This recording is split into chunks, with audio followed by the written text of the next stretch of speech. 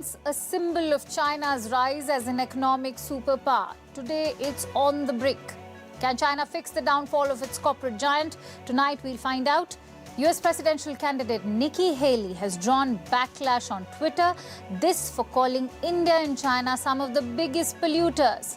Perhaps Ms. Haley has forgotten about America's history as the world's largest polluter. Tonight, we give you a reality check on that. NATO is expanding, and in the latest, it wants an office in Japan. But France is unhappy with the possibility. We'll tell you why.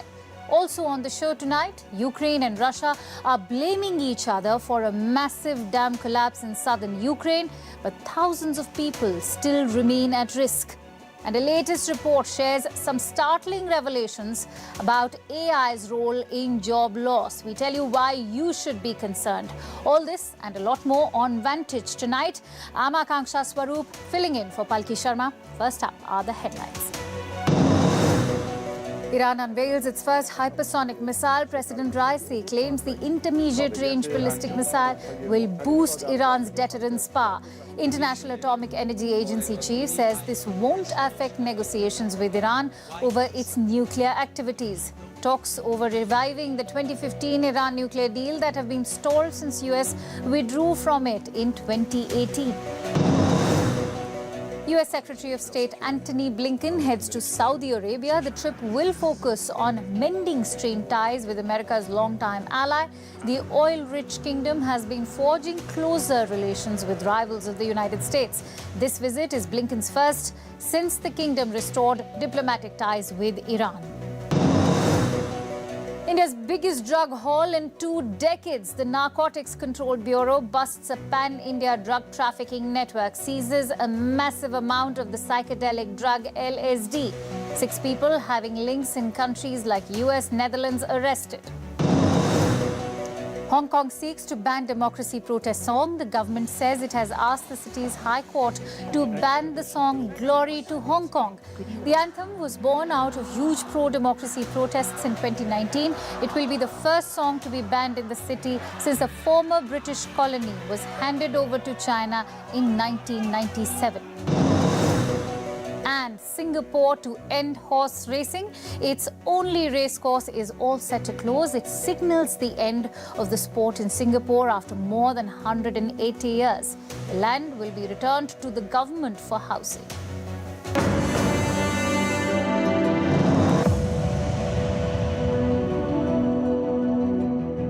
The alarm bells are ringing again. Another corporate giant in China is in trouble, the Wanda Group. You may not have heard about it, but this is not just any other company. It is a major multinational, a powerhouse in the Chinese business world, and a symbol of China's rise as an economic power. The Wanda Group is everywhere, from the skyline of China to Hollywood, even in sports. The company is a big name in Chinese real estate. It owns film studios in Hollywood. It even has investments in European football. The Wanda Group's impact is far-reaching. It is owned by Wang Jianling. He used to be China's richest man. Today, his business empire is now under trouble. There has been a dramatic shift in fortunes of Wanda. This year, Wanda was planning an IPO. Its lucrative property management subsidiary was going public. Suddenly in April, those plans were called off. Wanda made an announcement. It said they won't be able to go ahead with the IPO. This has put Wanda in a tricky spot. You see, investors had already signed up for the IPO. If they don't go ahead, they'll have to return $5.6 billion. What's the problem here? Well, the group doesn't have any money. As of March, Wanda just had almost $4 billion in cash. In the next 12 months, it has to pay $3 billion. This is debt that needs to be repaid. The problem snowballs from here. Wanda needs cash. It needs to raise money quickly. But some disturbing reports emerged in May. Wanda entered into a dialogue with major banks. Apparently, the company needs a loan relief plan, one that allows them to extend repayments, an extension of sorts to pay back loans. Now, this happened in early May. Reports say Wanda later denied these claims, but more troubling headlines have emerged in recent days, like this one. Wanda is looking to sell its assets. 20 malls in wealthy parts of China could be up for sale. They are in cities like Shanghai, Jiangsu, and even Zhejiang. The asking price for each mall, around $99 million. That's not all. Wanda has a payments unit. That too could be up for sale. The company could sell its digital payments license. It could be priced around $141 million. But the license could go for lower. Some prospective buyers are looking to negotiate.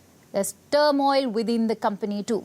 Now, some business units are being downsized and staff is also being laid off. Basically, there is trouble everywhere. Pending dues, shortage of cash, assets on sale, and the decision to scale back. These are classic signs of a company in distress. Wanda is clearly in trouble. Even the ratings agencies agree. Fitch Ratings has downgraded Wanda. They have a negative view of this company now. Wanda Group faces tough times ahead because Beijing is tightening the screws. China is pushing for more oversight on the real estate sector. That's bad news for Wanda because real estate is its core business. The sector is witnessing defaults again. Recently, KWG Group Holdings defaulted on one of its payments. It put out a statement about this default. The company blamed the local policymakers. I have that statement with me. Listen to this.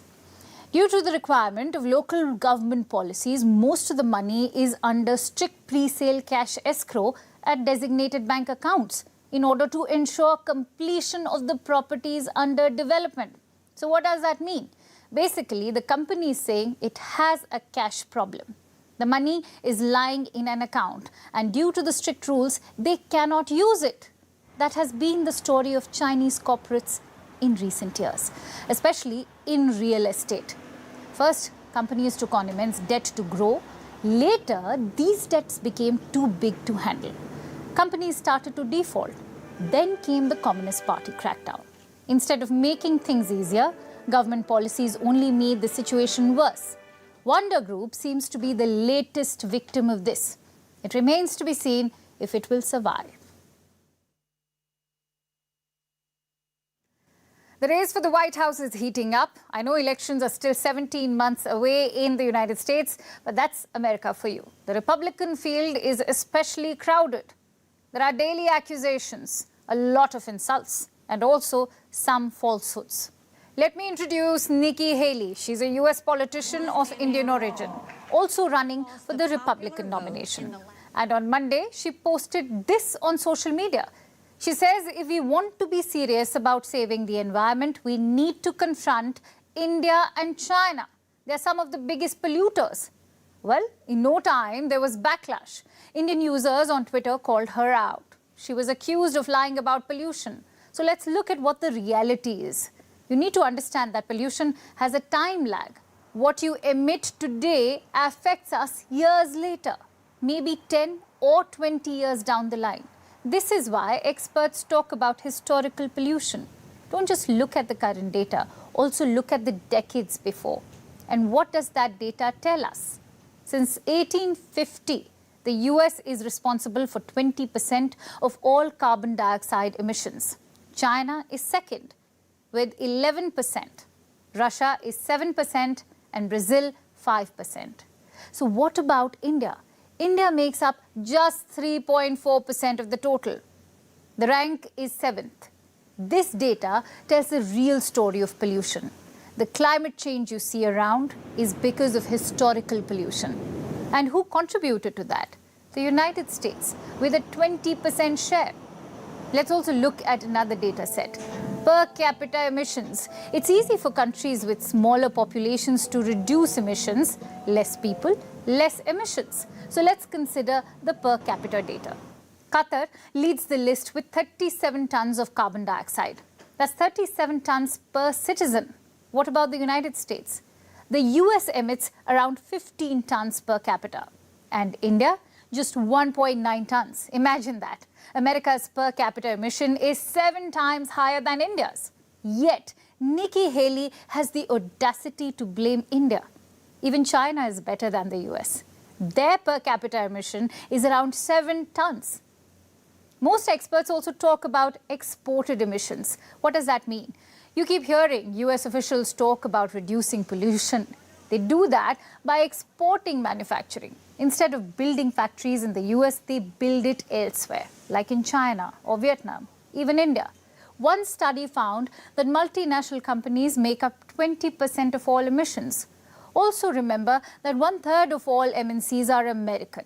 Put 2 and 2 together, and what do you get? More pollution by the US. What I just explained isn't new information. It's known to policymakers across the world. In fact, it is recognized in international law. We call it CBDR, Common but Differentiated Responsibilities. Means all countries are responsible for tackling environmental destruction. But there's a catch. They are not equally responsible. Historically, bigger polluters like the US must take the lead. They must spend more. Unfortunately, Nikki Haley missed this memo. Looks like her whole party did. Former President Donald Trump did the same thing. In 2020, he accused India of having filthy air. His words, filthy. It's part of a bigger trend in US politics. You blame and preach to India while running for office, but once in the White House, you change the strategy. You realize India is key to America's interests, and Joe Biden is no different. While running for office, he released a policy paper. It criticized India's Citizen Amendment Act, or the CAA. It also talked about the situation in Kashmir. But cut to 2023, he's a different man. On Monday, a White House spokesman was asked about the health of India's democracy. Listen to the response. India is a vibrant democracy. Anybody that happens to go to New Delhi can see that for themselves. And certainly, I would expect that the strength and health of democratic institutions will be part of the discussion. India is a vibrant democracy. Not that America's opinion matters, but at least it's not unsolicited criticism. US politicians must learn to keep politics within their borders. Not like they have a shortage of issues. Gun violence, sky-high medicine costs, abortion rights, inflation. These are all issues that affect American citizens. Maybe discuss those next time. Don't turn other countries into your political punching bags. Speaking of Republican candidates, there's trouble brewing for another one. Florida's Governor Ron DeSantis. He's being threatened with kidnapping charges. And guess who's behind this threat? California Governor Gavin Newsom. At the heart of this controversy is the issue of migration. DeSantis is anti-migration. If left to him, he would shut the southern US border. To make that point, he has adopted a cruel tactic. He has used private jets to drop migrants in Democratic states and cities. He doesn't tell the migrants. He just drops them off. But now, California is pushing back. Does this mean trouble for Ron DeSantis? And just how big is the migrant issue? Our next report tells you. It's the battle of the governors. Republican Ron DeSantis on one side, Democrat Gavin Newsom on the other. And stuck in the middle are migrants. People from Latin America chasing the American dream. The battle was brewing for a while, but now it's out in the open. Newsom, the governor of California, tweeted this on Monday. Ron DeSantis, you small, pathetic man. This isn't Martha's Vineyard. Kidnapping charges? Before going further, let's get you the backstory. In the last few days, private jets have been dropping migrants in California. The first flight was on Friday. 16 migrants from Colombia and Venezuela landed in Sacramento. The second flight was on Monday. This time, 20 migrants were dropped. We had no idea that they were coming, but my staff quickly found some of our community folks who work with the immigrant community. Two questions arise. Where did these migrants board the flight? And who organized them? The first question's answer seems to be Texas. A lot of migrants cross over to the US via Texas. Once there, they seek asylum. The second question is more complicated. Who organized the flight? The migrants carried papers that say Florida was involved. Now, Florida's governor is Ron DeSantis. He's a hardline Republican. He's tough on migration as well. So the belief is DeSantis organized these flights. He used taxpayers' money to charter a plane. It's a cruel joke at the expense of desperate migrants. They had no idea what was happening to them. They were told to board a flight, so they did. And this isn't the first time. DeSantis has done this before. Last year, he flew 50 migrants to Martha's Vineyard. It's an affluent liberal island in Massachusetts. Even then, questions were raised, questions that have popped up again.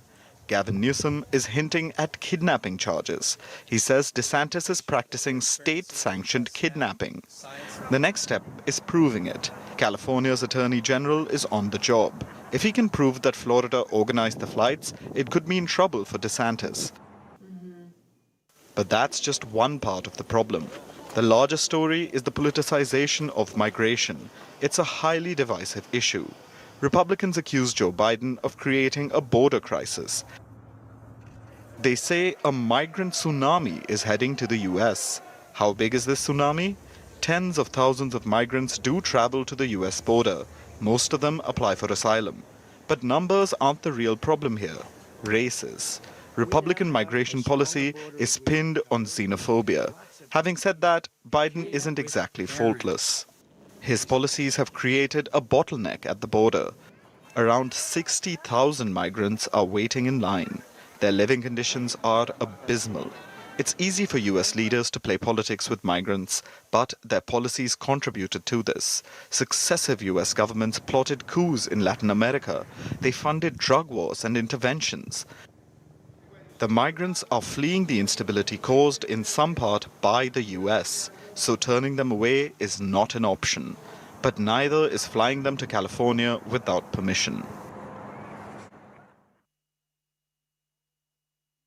Now let's talk about America's friends across the pond. I'm talking about Europe, specifically France. It has a problem with NATO's plans for the Indo-Pacific. The military alliance wants to open an office in Japan. It will be NATO's first outpost in the region. President Emmanuel Macron has a problem with that. He thinks NATO shouldn't go ahead. I have Macron's statement. Listen to what he said. If we push NATO to enlarge the spectrum and the geography, we will make a big mistake. He calls the move to expand a mistake. But why? Macron thinks by expanding NATO, we'll lose its focus. Now this is a problem. If NATO wants an office in Japan, it just cannot go ahead and build one. An expansion like that needs to be put through a vote. The proposal will go to the North Atlantic Council, the highest decision-making body of NATO. All NATO members are represented there. They'll vote on this proposal and their verdict needs to be unanimous. Only then will NATO be able to open an office in Japan. So France will be a stumbling block. Is this proposal unprecedented? Not at all. NATO has a dozen more liaison offices or delegations. They're spread out across the world. There's one in Ukraine too, a country in the middle of a conflict. Most of these offices are small. They help in maintaining ties with the host country's military and government. NATO hasn't formally announced this, but reports say NATO wants something similar in Japan, a small office, one that can help the military alliance stay in touch with Tokyo. The idea is not a new one. NATO and Japan have been considering this since 2007. Now in 2018, Tokyo opened an office in Brussels. Brussels hosts the NATO headquarters. The war in Ukraine has led to deeper ties. Last year, Fumio Kishida was invited for the NATO summit. This year's summit is scheduled for July. Lithuania is hosting the event and the Japanese Prime Minister is invited again. Now, earlier this year, the NATO chief was in Tokyo. He had hailed Japan's decision to spend more on its military. I also told him that I strongly welcome Japan's historic new national security strategy. And I'm glad that Japan is planning to reach the NATO benchmark of 2% of GDP devoted to defense. This demonstrates that Japan takes international security seriously. It makes you an even more powerful partner for peace. So both sides like each other. Then why is Macron opposed? Maybe because he doesn't want to anger China. Macron is trying to court Beijing. Earlier this year, he travelled to China. It was a high-profile visit. Beijing left no stone unturned for this. It went all out to make Macron feel welcomed. The French president, too, did not disappoint the Chinese. He made all the right noises. In China, Macron spoke out about the Taiwan issue and the larger fight between the US and China. The French president said that Europe should stay away from this conflict. He also thinks the region should not snap economic ties with Beijing. Listen in. We must not be naive. Our European Union, taking this step of European sovereignty that I defended 5 years ago, is establishing trade defense instruments that are necessary for our credibility. But the European Union must also be voluntarily committed to continuing to have a trade relationship with China. Well, that sounded a lot like appeasement. US and its allies too saw it that way. They were not happy with Macron's outreach. But the criticism has not affected Macron much.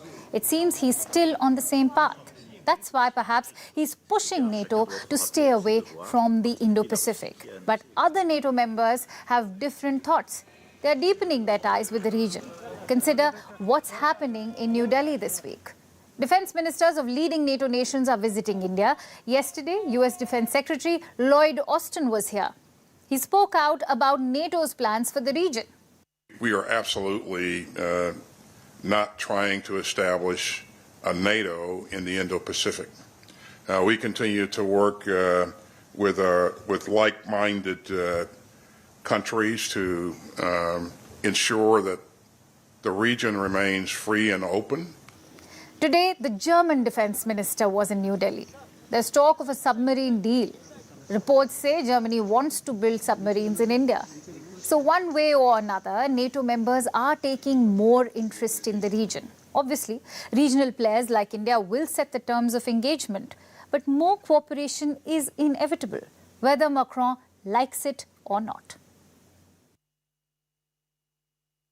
Now let's look at what's happening in Ukraine.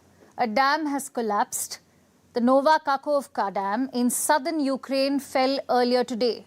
Millions of cubic meters of water are gushing from the reservoir behind it. About 22,000 people are at risk. 80 settlements are in the danger zone. A mass evacuation drive is currently underway. But why did the dam collapse? Ukraine has blamed Russia. It says Russian forces are trying to hamper Ukraine's counteroffensive.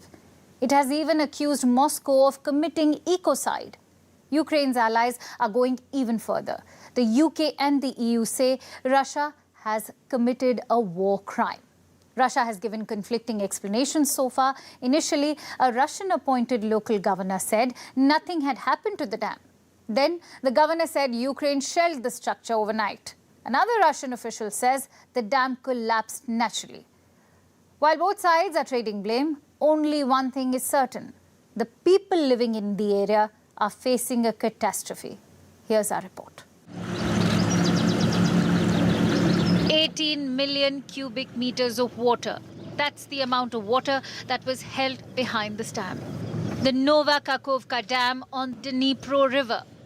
Earlier today, the dam collapsed. It happened in the early hours of the day. Now there's nothing holding back the water. It has started flowing out. This drone footage shows the force of the water that's being released. Terrifying quantities pouring out every moment. The Nova Kakhovka Dam was the only thing holding it back. It's a Soviet-era dam built in 1956. It was set up to generate electricity. That hydroelectric plant has now been washed away. The reservoir behind the dam provides water to thousands. It's especially important for the people living in Crimea. Now all that water has been broken free, submerging everything in its path. It's not good news for anyone. The river banks are currently occupied by the opposing forces. Ukraine on the western bank, Russia on the east. Both sides will face the wrath. Ukraine has already started evacuations.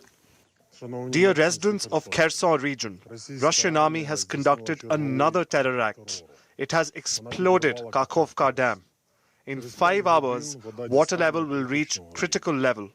Evacuation of people to safe areas has started. All services are working. Emergency service, police, military are all together. I urge to take documents and essentials and wait for evacuation buses. Also, I'm addressing the residents of the left bank. Please do everything possible to save your lives and leave the insecure place at once. So has Russia. It had earlier denied that there was a problem. The Russian-installed governor of Kherson had said the situation wasn't critical, that evacuations weren't needed. But now there's been a U-turn. Russian officials have also sounded the alarm. The situation in Nova Kakhovka as of 9:15 a.m., water continues to rise. In order to save all lives, the evacuation of the civilians from the border regions affected by the flood is taking place. An operational headquarters has been established. Members of the headquarters, Ministry of Emergency Situations, governor, representatives of the government, they're all at the place and working. There is no panic in the city. At the moment, the water level has risen to 10 meters. Washing away of the dam continues. The maximum rise of the water level could be 12 meters. At immediate risk are islands on the Dnipro River. Then there are the towns and cities along the river's banks. This includes major cities like Kherson, the capital of the Kherson region, the city Ukraine took back from Russian forces last year. It is already facing the effects of the dam collapse. Today is the 6th of June 2023. I'm in Kherson. It is 10:30 a.m. After a blast at Kakhovka Dam, water flow in the Dnipro River and its tributaries is very powerful. The water level rose for 1 meter. We'll see what will happen next, but we hope for the better. So far, no one has taken responsibility for the disaster. Not surprising, Russia and Ukraine are blaming each other. Ukrainian officials put out various tweets blaming Russia for the collapse. Zelensky blamed it on Russian terrorists. One of his advisors said Moscow wanted to create insurmountable obstacles for Kiev's forces. Another termed the act as ecocide, sharing videos claiming to show the extent of the disaster. Russia, in turn, has blamed Ukraine. It has called the dam collapse the work of Ukrainian terrorists. Whoever is behind it, there are going to be dire consequences for the people living nearby. Towns and villages will be inundated. Thousands of homes will be destroyed. Between 16 to 22,000 people will be displaced. We mentioned earlier how the dam supplied water to Crimea. The peninsula may face water shortages now. Then the loss of the hydroelectric plant will strain energy supplies in the region. The reservoir also supplied water to cool the Zaporizhzhia power plant, Europe's largest nuclear plant. It has been under Russian control since the war began. It was already in danger due to attacks. Now it could also face cooling trouble, bringing the region one step closer to a nuclear disaster. But what is already a disaster is the Nova Kakhovka dam collapse. It can reportedly never be repaired. And while Russia and Ukraine indulge in blame game, the brunt of this will be felt by the people in the region for years to come. Will AI take your job? If only we got a penny every time someone asked this question. Well, today we are asking again because a new report has revealed some worrying data. It was prepared by a global HR firm. And what does the report say? That artificial intelligence caused 3,900 layoffs in May. Now, that's a big headline. Almost 4,000 jobs taken away by AI. What sort of jobs are we talking about? All kinds, spread across industries. IBM said last month that they would slash 6,800 jobs. CBS News fired 2 copywriters and media company CNET laid off reporters. AI is now writing articles for them. So the obvious question is, should you be worried? First, let's have a look at this data. It covers only US companies. In the month of May, they announced more than 80,000 job cuts. Out of this, 3,900 were because of AI. If you do the maths, that's around 5% of all cuts. It is certainly high, but look at the other factors as well. 19,000 jobs were lost because the business shut down. Market conditions led to 14,000 job cuts, and 13,000 job cuts were attributed to no reason. What does that tell you? The overall economic outlook is gloomy. The same report says that consumer confidence is at a 6-month low. Companies are putting the brakes on hiring, and that's not because of AI. That's because their business has flatlined. I have more numbers for you. From January to May, the US lost 417,000 jobs. It's the highest since the 2008 recession. So blaming artificial intelligence is not the solution. We need to stimulate the economy. We need to boost consumer spending. If not, companies will keep trimming their workforce. They will keep swapping paid employees for unpaid AI. Let's also look at the long term. Is the risk of an AI takeover real? Goldman Sachs had a worrying assessment recently. They said 300 million jobs could be lost to AI. Now that's a lot. AI could take over a quarter of all work tasks in Europe and the US. Which jobs would be worst hit? 46% tasks in the administrative field would be affected. So would 44% tasks in the legal field. The least affected will be physical jobs, say construction or maintenance. It's important to take this report with a pinch of salt.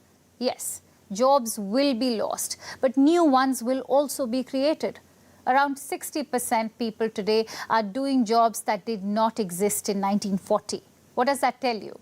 That the job market keeps evolving. Current assessments are based on speculation about AI. Nobody knows how this technology will pan out. So 300 million could be the worst case scenario, or maybe it could be an impossible scenario. Always remember that. Another factor to note is productivity. Companies will switch to AI only if it's profitable, if the AI is cheaper and better. But what if humans team up with AI? What if the human-AI partnership is more efficient than either of them working alone?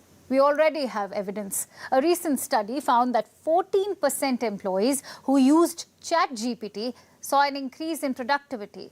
Some workers finished their tasks 35% faster. My point is, it's not a zero-sum game. It doesn't have to be human or artificial intelligence. It can be humans and AI. But to do that, the economy needs to be robust. If companies are struggling to survive, they will cut corners. They will jump at the chance of reducing costs. If that means AI, then so be it. So this report about 4,000 job cuts isn't just a commentary on AI. It's also a commentary on the global economy. Climate change. There's no silver bullet to address it. We know that. But experts are looking for solutions that may come close. Now, they have found one, and this solution is right underneath our feet. I'm talking about fungus, but not the kind we eat. This type of fungus grows underneath the ground.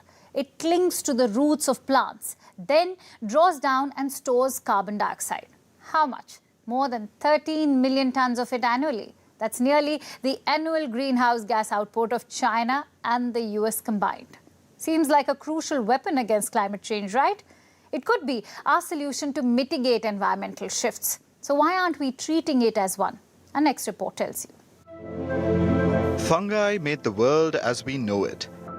They were some of the first life forms on Earth. They consumed minerals locked in rocks and created soil.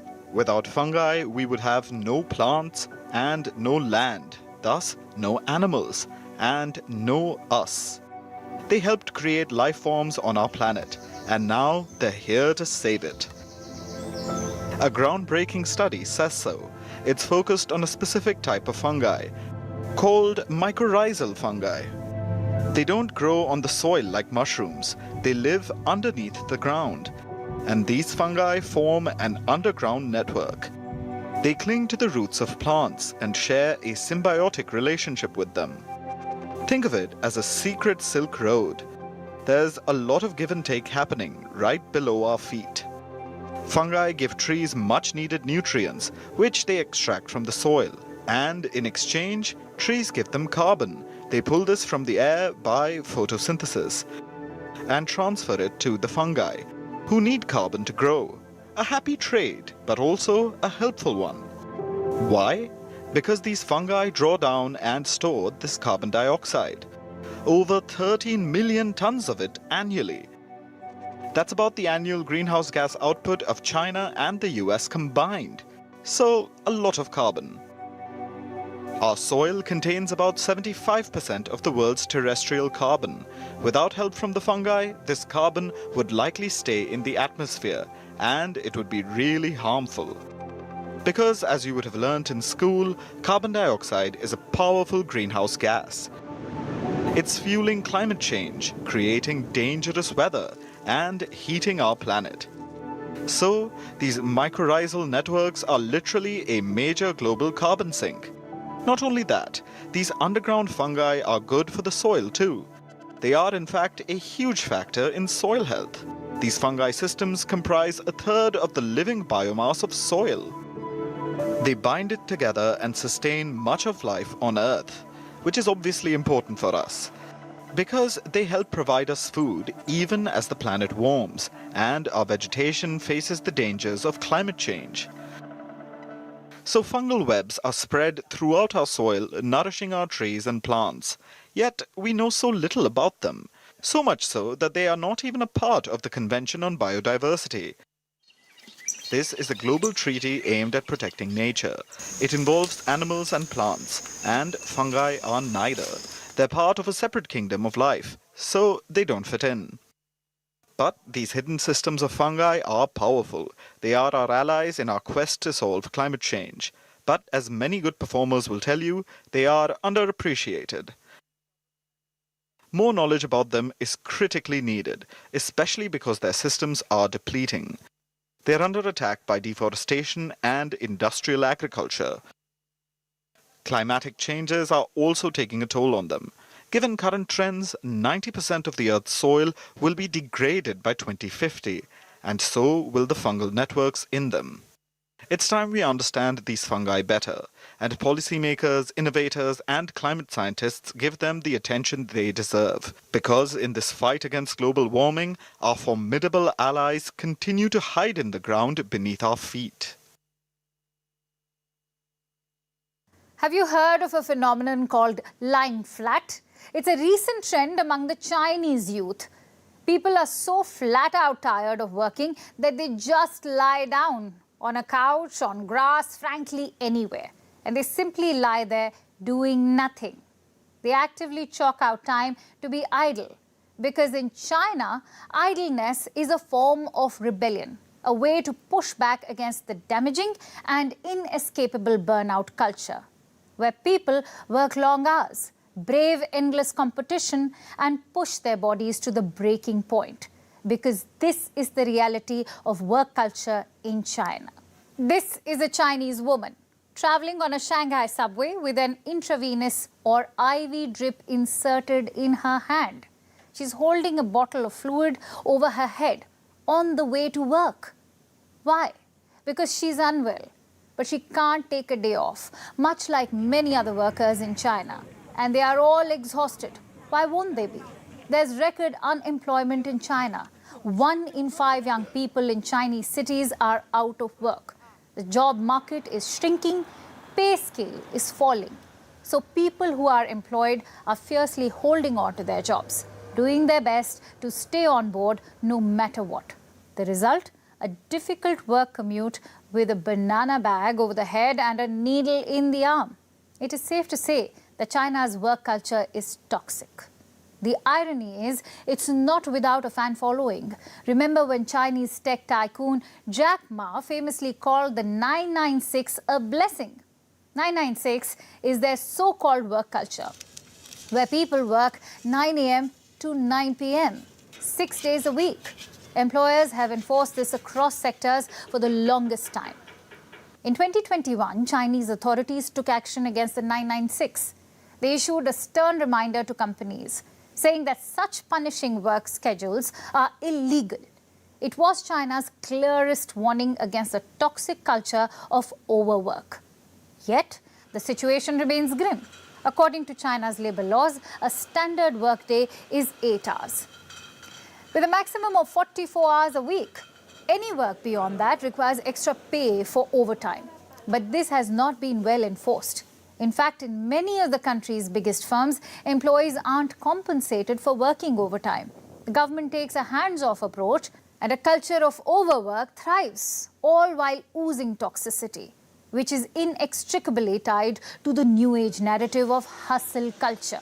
It promotes the idea that there's always more to strive for, more money to make, a bigger title to chase, or a supposed higher ceiling to break. So working bees must do more, be more, and never say never. But don't be mistaken, this unhealthy culture is not limited to China. Studies show that workers around the world put in an average of 9.2 hours of unpaid overtime per week.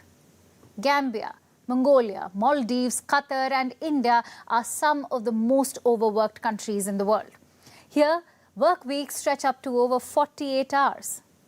South Koreans work an average of over 1,900 hours a year. That's nearly 200 more than the OECD average. Meanwhile, neighboring Japan averaged over 1,600 hours. Both these countries are notorious for their tough work culture. So much so, death by overwork is a widely reported phenomenon here. Yes, people are literally working themselves to death. And if not death, then adverse lifelong health problems like body aches, stroke, heart disease, type 2 diabetes, anxiety, and even depression. Work cultures view people as replaceable machine parts who toil in a dehumanized workplace. And yet, we continue to rise and grind, move fast and break things and hustle harder. We unknowingly join the cult of overwork, only for it to be a fast track to burnout and sometimes even death. Work till you drop has become our life motto, but it's time to change that. We need to lift our nose from the grindstone and take a long, hard look at our sweatshop, where glorification of overwork hails supreme, and we are told our work is our worth. Overwork may be the price we pay for success, but at what cost? Now let's talk about football. In Saudi Arabia, Riyadh is betting big on football. The kingdom wants to become a major football hub, and it's been taking a lot of steps in that direction. The latest news is that some clubs will be privatized. This includes big names like this year's top three: Al-Ittihad, Al-Nassr, and Al-Hilal. You may know Al-Nassr as the club of Portuguese superstar Cristiano Ronaldo. The other clubs are looking to attract top players too. France striker Karim Benzema is on his way to champions Al-Ittihad. Al-Hilal is desperately trying to woo Argentine legend Lionel Messi. The clubs have been offering extremely lucrative contracts to entice players. All this as part of the Saudi government's Vision 2030. Here's more. Next season, Saudi Arabian football is getting a new star. French striker Karim Benzema. He's going to ply his trade at Al-Ittihad, the current champions of the Saudi Pro League. Benzema will take the field against his former Real Madrid teammate Cristiano Ronaldo. Ronaldo also plays in the Saudi Pro League for the club Al-Nassr. He captained the side to a second-place finish in the recently concluded season. But Benzema versus Ronaldo might not be the most exciting prospect next season. There's a possibility of football's greatest rivalry reigniting on Saudi soil. Cristiano Ronaldo versus Lionel Messi. That's right, the Argentine legend may also make his way to Saudi Arabia. He's aggressively being courted by last season's third-ranked club, Al-Hilal. And by aggressively, we mean Al-Hilal is prepared to break the bank. The latest reports say the Riyadh-based club has offered almost $1.3 billion. $1.3 billion. This is for a 2-year contract. That still means Messi could make over $500 million a year in the Saudi Pro League. His pay would eclipse Ronaldo's, who reportedly makes about $260 million a year. The Portuguese frontman is currently the highest-paid footballer in the world. And if Messi accepts Al-Hilal's reported offer, he'll leave Ronaldo far behind. But Ronaldo may not mind. He's been pitching the SPL for a while now. It's becoming big players, big names, young players, old players. They are very welcome because if that happens, the league will improve. Ronaldo has even talked up the future of the league, how it's heading from humble beginnings towards big things. To speak about the league, I think the league is very good, but I think we have many opportunities to still grow. And in my opinion, if they continue to do it, the work that they want to do it for the next 5 years, I think the Saudi league can be in the 5th in the world. He says the Saudi league can be the 5th best league in the world. That's ambitious, but it's what the country is aiming to do, or rather what Crown Prince Mohammed bin Salman is trying to do. The Saudi Crown Prince has a vision, Vision 2030. He wants to diversify the Saudi economy by the end of this decade. From investing in information technology to services, MBS wants to create a vibrant economy, one not solely dependent on oil, and sports is a big part of that vision. Saudi Arabia has invested in Formula One and golf as well, but the biggest sport around the world is football. So now Riyadh is focusing on the beautiful game. Attracting players with absurd pay packages is just one strategy. There's also privatization. Multiple clubs, including last season's top 3, are getting privatized. As the first step, they've been taken over by Saudi Arabia's sovereign wealth fund. It's called the Public Investment Fund. This allows companies and development agencies to invest in and take over the clubs. Once this happens, the clubs are expected to start bringing in money. Riyadh's aim is for the Saudi Pro League's revenue to quadruple by 2030. The goal is for the SPL to make $480 million annually. That's less than what Messi would reportedly make alone. Which proves it isn't about making the SPL profitable, just competitive. The plan seems to be, once these legends retire from Saudi Arabia, they'll leave behind a globally competitive football ecosystem, one that'll eventually, years later, become a pillar of the Saudi economy. And now it's time for Vantage Shots, images that tell the story. Starting with Canada, wildfires are burning in the province of British Columbia. Officials say Canada is on track to witness its worst wildfire season. In Greece, divers are trying to pull out what they call ghost nets from the depths of the Aegean Sea. Thousands of fish have died because of these nets. And in Argentina, a football match turned into a display of fireworks in its final moments. This left the commentators and the audience stunned. And finally, what makes June 6th significant? We're taking you back in history. Today, India marks the 39th anniversary of the Operation Blue Star. On this day in 1984, the Operation Blue Star was carried out to eliminate militants who had taken shelter in the Golden Temple. This happened in the Indian state of Punjab. The operation was ordered by India's then Prime Minister Indira Gandhi. She was assassinated later in 1984. We leave you with this. Thank you so much for watching. I'll see you tomorrow.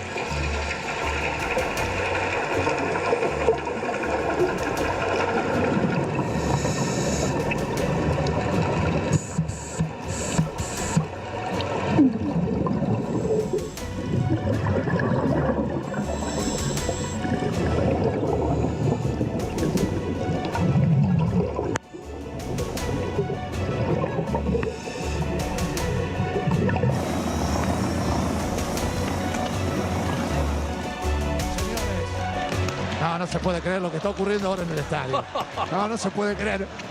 Bienvenidos a la Primera Nacional del fútbol argentino, señores. Pero no terminó. Y se viene el Deportivo Maipú. Y este es Herrera. 30 segundos finales, centro al área. Le va a quedar la pelota a Paredes. Este es Paredes. ¡Vamos, señores! ¡Ha ganado al Deportivo Maipú aquí en Mendoza! ¡Extraordinaria fiesta!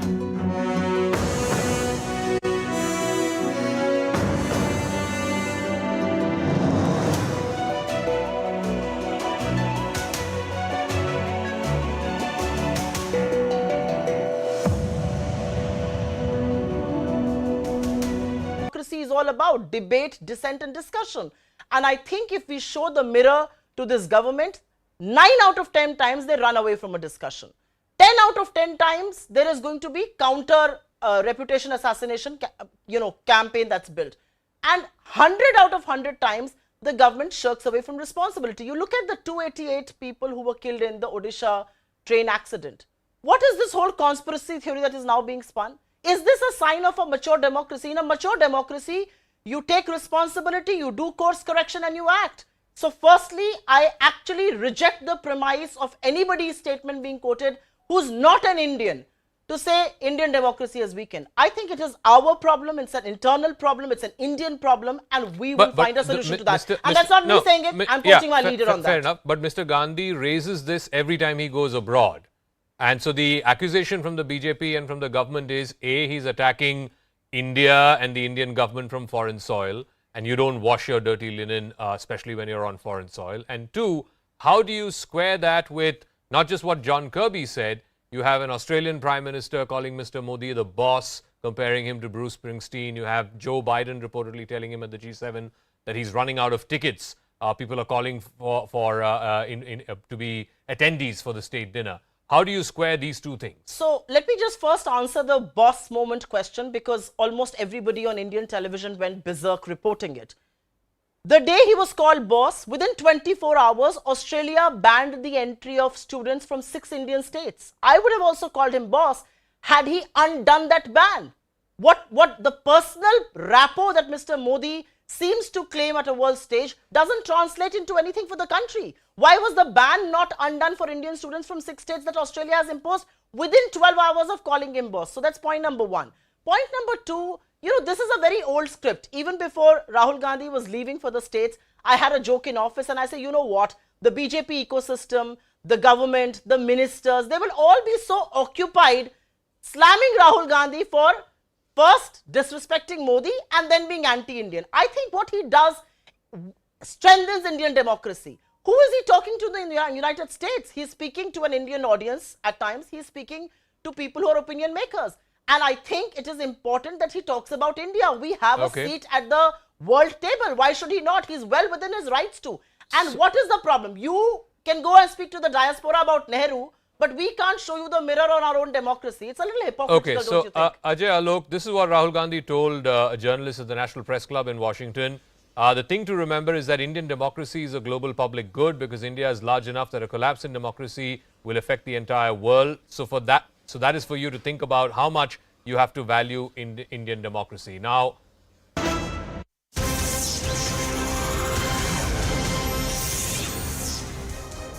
hello and welcome to the late night edition with me, Ayushman Singh Jamwal. Breaking news coming in